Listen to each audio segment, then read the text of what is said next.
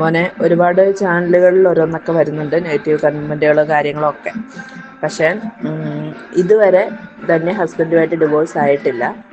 അവർ തമ്മിൽ പ്രത്യേകിച്ച് പ്രശ്നങ്ങളൊന്നുമില്ല. മോനെ അവർ തമ്മിൽ പ്രശ്നങ്ങൾ, അതായത് ഭാര്യയും ഭർത്താവും കൂടെ വഴക്കിട്ട് ഡിവോഴ്സ് ആവുന്ന രീതിയിലുള്ള പ്രശ്നങ്ങളൊന്നും ഇപ്പോൾ നിലവിലില്ല. ആള് ബോംബെയിൽ ബിസിനസ് കാര്യങ്ങളൊക്കെ ചെയ്യുന്നത് കൊണ്ട് തന്നെ ഞാൻ തന്നെയുടെ കൂടെ ബോംബെയിൽ ഏകദേശം 3 വർഷത്തോളം കൂടെ ഉണ്ടായിരുന്നു, ഫുൾ ടൈം. പിന്നെയാണ് ഞങ്ങൾ എറണാകുളത്തോട്ട് വന്നത്. കൊറോണ ടൈമിൽ വന്നു, അവിടെ ഒരു ഡാൻസ് സ്കൂൾ കഴിഞ്ഞു. അപ്പോൾ പിന്നെ തനിക്ക് സ്ഥിരമായിട്ട് ബോംബെ പോകാൻ പറ്റാറില്ല. എന്തെങ്കിലും വിശേഷമോ കാര്യങ്ങളോ വരുമ്പോൾ സന്തോഷമായിട്ട് ഇങ്ങോട്ട് വരാറുണ്ട്.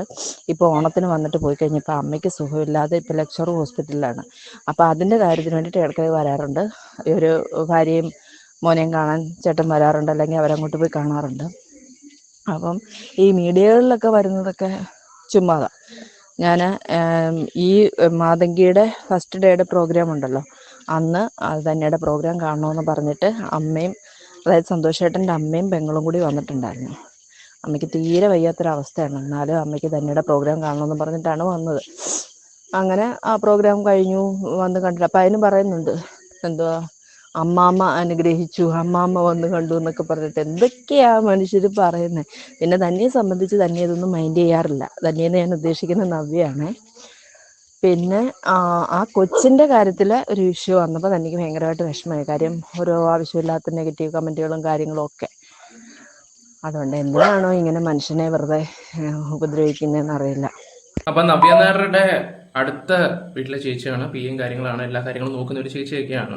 അപ്പോൾ എനിക്ക് അവരോട്ട് നല്ല അടുപ്പവും കാര്യങ്ങളൊക്കെ ഉണ്ട്. എൻ്റെ വീടിൻ്റെ തൊട്ടടുത്താണ് ഈ പറയുന്ന നവ്യയുടെ വീട്. ഒരു 1.5 കിലോമീറ്റർ മാത്രം പോയാൽ മതി.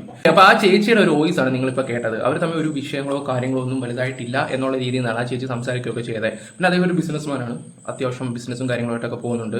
അദ്ദേഹത്തിൻ്റെ തിരക്കും കാര്യങ്ങളുണ്ട്. ഈ അടുത്ത സമയത്ത് ഒരു വിഷയം ഉണ്ടായിട്ടുണ്ടായിരുന്നു നവ്യ നായരുടെ. ആ സമയത്താണെങ്കിൽ പോലും അദ്ദേഹം ഓടി അവരുടെ അടുത്ത് എത്തുകയും അവർക്ക് പിന്തുണയും ഒക്കെ കൊടുത്തിട്ടുണ്ടായിരുന്നു. പിന്നെ അറിയാലോ, കൊച്ചു കൊച്ചു ചാനലും കാര്യങ്ങളും ഒക്കെ മോശമായിട്ടുള്ള റിവ്യൂ എന്ന് പറയാനുള്ള കാര്യം, ചില ചാനലുകളുണ്ടല്ലോ 1 മിനിറ്റ് 2 മിനിറ്റിലൊക്കെ ഇട്ട് പോകുന്നത്, അവരൊക്കെ വന്നിട്ട് കുറച്ച് നെഗും കാര്യങ്ങളൊക്കെ അടിച്ച് പോയിട്ടുണ്ടായിരുന്നു ഈ നവ്യ നായരെ കുറിച്ച്. ഓക്കെ, ധന്യ എന്നാണ് വിളിക്കുകയൊക്കെ ചെയ്യുന്നത്. ഓക്കെ, എന്തായാലും നമുക്ക് ഇപ്പം മെയിനായിട്ട് വന്നൊരു വിഷയം എന്ന് വെച്ചാൽ കൊച്ചിൻ്റെ കൂടെ എങ്ങാണ്ട് ഫോട്ടോ എടുത്തില്ല എന്നുള്ളൊരു വിഷയം. കാരണം ആ കൊച്ചു ഫോണായിട്ട് ചെന്ന് കഴിഞ്ഞപ്പോഴത്തേക്ക് നവ്യ എന്തോ കൊച്ചിനോട് പറഞ്ഞു, കൊച്ചു തിരിച്ചു പോകുന്നു, അങ്ങനത്തെ വിഷയങ്ങൾ. അത് ശരിക്കും അവർക്ക് വിഷമമായിട്ടുണ്ടായിരുന്നു. അത് ഈ ചേച്ചി എന്നോടും പറഞ്ഞിട്ടുണ്ടായിരുന്നു. ശരിക്കും അവർക്ക് മാനസികമായിട്ട് നല്ല ബുദ്ധിമുട്ടുകളും കാര്യങ്ങളും ഉണ്ടായിട്ടുണ്ടായിരുന്നു. ഓക്കെ, എന്തായാലും നമുക്ക് ആ ഒരു വീഡിയോ ജസ്റ്റ് ഒന്ന് കണ്ടിട്ട് നവ്യ അതിനൊരു എക്സ്പ്ലനേഷനും കൊടുക്കുന്നുണ്ട്. സാധാരണ ഇതുപോലുള്ള മീഡിയക്കാർക്ക് അവർ കൊടുക്കാത്തതാണ്, പക്ഷെ അവർ കൊടുക്കുന്നുണ്ട്. നമുക്ക് ആ ഒരു വീഡിയോ കാണാം. ഈ ഒരു വീഡിയോ ആണ് ഇപ്പം നമ്മൾ കണ്ടുകൊണ്ടിരിക്കുന്ന ഒരു വീഡിയോ ആണ്. ആ കൊച്ചിപ്പം നവ്യ നായരുടെ അടുത്തോട്ട് ചെല്ലും. അങ്ങോട്ട് ചെന്ന് കഴിയുമ്പോഴത്തേക്ക് ഈ പറയുന്ന നവ്യ എന്തോ ചെവി പറയുന്നുണ്ട്. അതാണ് ഇപ്പം വിഷയമാകുന്നത് മൊത്തം. ഓക്കെ, അത് കൊച്ചിനോട് പറഞ്ഞ് കൊച്ചു പെട്ടെന്ന് പോവുകയും ചെയ്തു. അത് വേറെ രീതി ബീജം ഒക്കെ ഇട്ടെന്ന് പുറത്ത് വന്നു. അത് ഭയങ്കര നെഗായിട്ടുണ്ടായിരുന്നു. ഓക്കെ, അപ്പോൾ അതിൻ്റെ കറക്റ്റ് എക്സ്പ്ലനേഷൻ ആയിട്ട് നവ്യ നായരും ആ കുട്ടിയുടെ അമ്മ ഒക്കെ വന്നിട്ടുണ്ട്. നമുക്ക് ആ ഒരു വീഡിയോ കൂടെ കണ്ടിട്ട് പിന്നെ വേറൊരു വീഡിയോ കടന്നു ഓടുന്നുണ്ട്. ഇവർ ഡിവോഴ്സ് ആണോ അല്ലയോ എന്നൊക്കെയുള്ള കുറച്ച് കാര്യങ്ങളൊക്കെ സംസാരിക്കുന്നത്. എന്തോ ഞാനത് പറയാത്. എന്റെ ഭാഗത്തുനിന്ന് ഒരു തെറ്റും ഉണ്ടായിട്ടില്ല. നമ്മള് ഫോട്ടോ എടുക്കാൻ മോള് ചെന്നപ്പോ നമുക്ക് ഗ്രൂപ്പായിട്ട് എടുക്കാം എന്ന് മാത്രമാണ് പറഞ്ഞത്. മോള് ഫോട്ടോ എടുത്തായിരുന്നു. അപ്പൊ ഞാനിങ്ങനെ ഒരു ഇത് വന്നപ്പോ, ഒരു കോൺട്രവേഴ്സി ഇങ്ങനെ ഇതിനെ കുറിച്ച് വന്നപ്പോ നമ്മളിത് അറിഞ്ഞില്ല. എന്റെ ഒരു കസിനാണ് വിളിച്ചു പറഞ്ഞത് ഇങ്ങനെ ഒരു ഇഷ്യൂ നടക്കുന്നുണ്ട്.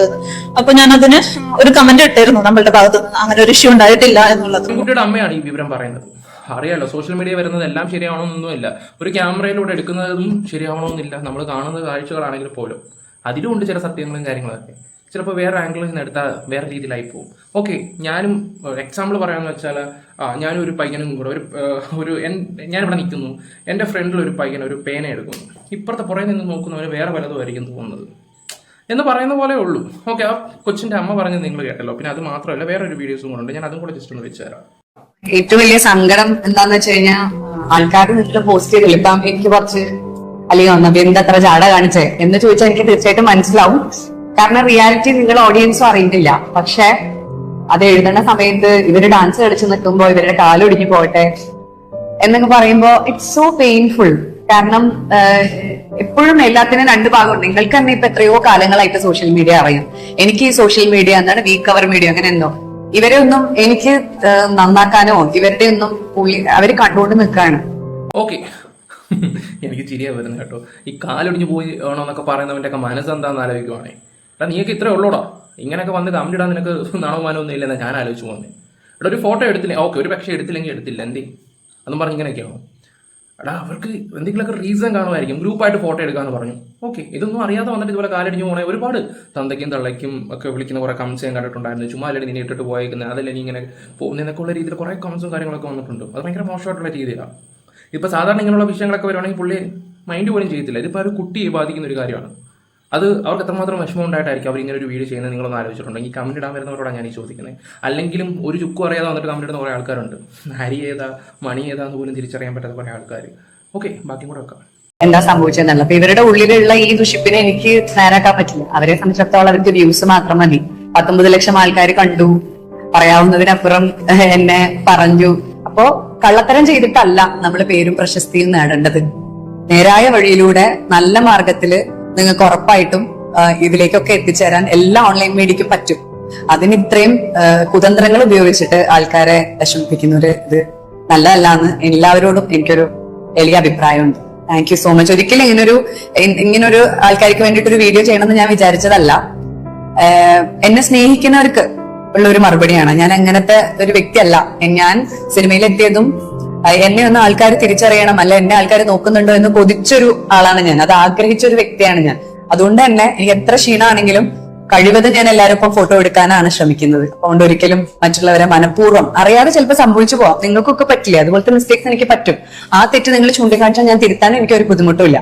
പക്ഷെ കുറച്ചും കൂടി ഇവരെ പോലത്തെ ആൾക്കാരെയൊക്കെ കമന്റ് പോസ്റ്റുകൾ വായിക്കുന്നതിന് മുന്നേ റിയാലിറ്റി ഒന്ന് ജസ്റ്റ് ചെക്ക് ചെയ്യുന്ന നല്ലതായിരിക്കും എന്നൊരു ഒപ്പീനിയൻ മാത്രമേ എനിക്കുള്ളൂ. Thank you. നവ്യ നായരുടെ പടം ആദ്യമായിട്ട് TV വന്ന സമയത്താന്ന് തോന്നുന്നു അമ്മ ഒരു കഥ പറഞ്ഞിട്ടുണ്ടായിരുന്നു. കൊല്ലയ സ്കൂളിൽ വന്നിട്ട് ഒരു പ്രോഗ്രാം അവതരിപ്പിച്ചിട്ടുണ്ടായിരുന്നു ഇവര്. അതുവരെ എന്താ പറയണ്ടേ, ഒരു കൊച്ചു മികച്ചതായിട്ട് ഇരുന്ന് നവ്യ ഇങ്ങോട്ട് വന്ന് പെർഫോമൻസ് അങ്ങോട്ട് തുടങ്ങി. കലോത്സവത്തിൽ എന്തോ വന്നു നമ്മ ഇങ്ങനെ പറഞ്ഞതാണ്, എൻ്റെ പൊന്നു മോളെ അന്ന് വന്ന ജനക്കൂട്ടങ്ങളും കൈയടി. എൻ്റെ കുഞ്ഞിനെ പറഞ്ഞ കഥയാണ്. പിന്നെ ഞാൻ ഇവരെ ആദ്യമായിട്ട് കാണുന്നതെന്ന് പറഞ്ഞാൽ കുറുമ്പകര എന്ന് പറഞ്ഞൊരു അമ്പലമുണ്ട് നമ്മുടെ അടുത്ത്. കാര്യസിദ്ധ്യ പൂജ എന്ന് പറഞ്ഞൊരു സംഭവം നടത്തുന്നുണ്ട്. ഞാൻ അങ്ങനെ പോലുമില്ല അമ്പലത്തിൽ. അന്ന് അമ്മയുടെ കൂടെ പോയതാണ്, കഴിക്കാൻ പോയതാ കേട്ടാ.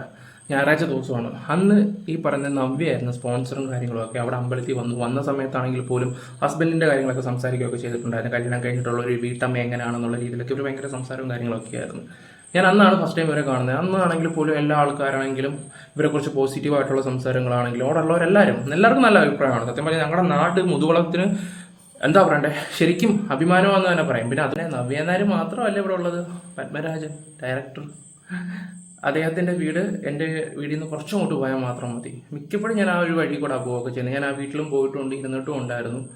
ചൂളത്തെരുവ് എന്ന് പറയും, ചൂളത്തെരുവ് ജംഗ്ഷൻ്റെ അടുത്താണ്. ഇപ്പം ഓടിക്കൊണ്ടിരിക്കുന്ന ഒരു വീഡിയോ ഏതാണെന്ന് വെച്ചാൽ ഞാനത് വെച്ച് തരാം. കല്യാണം കഴിക്കുന്ന സമയത്തുള്ള ഇന്റർവ്യൂസിലെല്ലാം ഞാൻ പറഞ്ഞിരുന്നു, അഡ്ജസ്റ്റ്മെന്റ് അല്ല, അണ്ടർസ്റ്റാൻഡിംഗ് ആണ് പാർട്ട്നേഴ്സിൻ്റെ ഇടയിൽ ഉണ്ടാവേണ്ടത്. ആ പോയിന്റ് ഇപ്പോഴും കറക്റ്റാണ്. അണ്ടർസ്റ്റാൻഡിങ് തന്നെയാണ് പാർട്ട്നേഴ്സിൻ്റെ ഇടയിൽ ഉണ്ടാവേണ്ടത്. പക്ഷേ അത് രണ്ടുപേരും വിചാരിക്കണം, എന്നാൽ മാത്രമേ നമുക്കത് ഉണ്ടാക്കിയെടുക്കാൻ പറ്റൂ. ഒരൊറ്റ ആൾ മാത്രം അണ്ടർസ്റ്റാൻഡിങ് ആയാൽ ആ പ്രോസസ്സ് മുന്നോട്ട് പോകാൻ വളരെ ബുദ്ധിമുട്ടാണ്. പിന്നെ ബേസിക് ആയിട്ടുള്ള ഒരു ഹ്യൂമൻ്റെ വളരെ ബേസിക് ആയിട്ടുള്ള റൈറ്റ്സ്, ആ റൈറ്റ്സ് ഒന്നും ഞാൻ മനസ്സിലാക്കിയിട്ടുണ്ടായിരുന്നില്ല. ഈവൻ ദോ ഞാൻ നടിയായിരുന്നു, പൈസ ഏൺ ചെയ്യുന്ന ഒരു ഇൻഡിപെൻഡൻ്റ് ആയിട്ടുള്ള ഒരു ഹ്യൂമൻ ബീങ് ആയിരുന്നു, ഫേമസ് ആയിട്ടുള്ള ഒരു പേഴ്സൺ ആയിരുന്നു. പക്ഷേ ഐ ഡിഡന്റ് നോ രേണു. അതെന്താണ് അറിയാതിരുന്നതെന്ന് പറഞ്ഞാൽ ഒരുപാട് വർഷങ്ങളായിട്ട് നമ്മൾ ശരി എന്ന് വിശ്വസിക്കുന്ന ചില തെറ്റുകളുണ്ട് ജീവിതത്തിൽ. വീഡിയോ ഒരു ഇന്റർവ്യൂവിലെ ഈ ഒരു പോർഷൻ മാത്രമാണ് പോകുന്നത്. ഒരു എക്സാമ്പിൾ ആയിട്ടായിരിക്കും അവർ പറഞ്ഞത് ആ ഒരു വിഷയം. ഞാൻ ഇപ്പോഴും തുറന്ന് ഞാൻ നിങ്ങളോട് പറയും, അവർ തമ്മിൽ ഒരു വിഷയങ്ങളോ കാര്യങ്ങളോ ഇല്ല. പിന്നെ ഒരു കാര്യം ഞാൻ ചോദിച്ചോട്ടെ, ഇത് കാണുന്ന പ്രേക്ഷകരോടാണ് ചോദിക്കുന്നത്, നമ്മൾ എത്ര ആത്മാർത്ഥമായിട്ട് സ്നേഹിച്ച് കിട്ടിയാലും എന്നും ഒരുപോലെ നിൽക്കുമോ? ചട്ടിയും കലാകുമ്പോൾ ചിലപ്പം തട്ടിമുട്ടിന്നൊക്കെ ഇരിക്കും. അങ്ങനെയൊക്കെയാണ് അല്ലേ ഈ ലോകത്ത്. എത്രയോ പേര് പ്രേമിച്ച് കെട്ടിയിട്ട് അവസാനം അടിച്ചിടിച്ച് പിരിഞ്ഞിട്ട് ഓരോ തോമാറോട് ഇറങ്ങിപ്പോകുന്നു. ഇതൊരു ചെറിയൊരു മാറ്റർ മാത്രമേ ഉള്ളൂ. അവരുടെ ലൈഫിലെ ഏറ്റവും കൂടുതൽ അവർ ഇമ്പോർട്ടൻസ് കൊടുക്കേണ്ട അവരുടെ പയ്യനാണ്. ഒരു പയ്യനുണ്ട്, അവരാണ് ശരിക്കും ഇമ്പോർട്ടൻസ് കൊടുക്കുകയൊക്കെ ചെയ്യുന്നത്. അവർ ഭയങ്കര അടിപൊളിയായിട്ട് അടിച്ചു പൊളിച്ച് പോയിക്കൊണ്ടിരിക്കുകയാണ്. അവരുടെ ലൈഫ് ശരിക്കും എൻജോയ് ചെയ്യുകയാണ്. വേറെ തിരിവില്ല ഈ വ്യക്തിക്ക്. കാരണം നമ്മുടെ നാട്ടാണ്, കൂടെയുള്ള ചേച്ചീനെ എനിക്ക് നല്ല രീതിയിൽ അറിയാം. അവർ ഈ സോഷ്യൽ മീഡിയയിൽ വരുന്നത് കുറേ നെഗറ്റീവായിട്ടുള്ളൊരു കാര്യമാണ്. അപ്പോൾ ഞാൻ നിങ്ങളുടെ മുമ്പിൽ അതാണ് ഞാൻ ഈ ഒരു കറക്റ്റ് വിവരം ഞാൻ എത്തിച്ചു തന്നത്. ഓക്കെ, അപ്പം നിങ്ങളുടെ അഭിപ്രായങ്ങൾ എന്തായാലും കമൻറ്റ് ബോക്സിൽ രേഖപ്പെടുത്തുക. Bye, love U.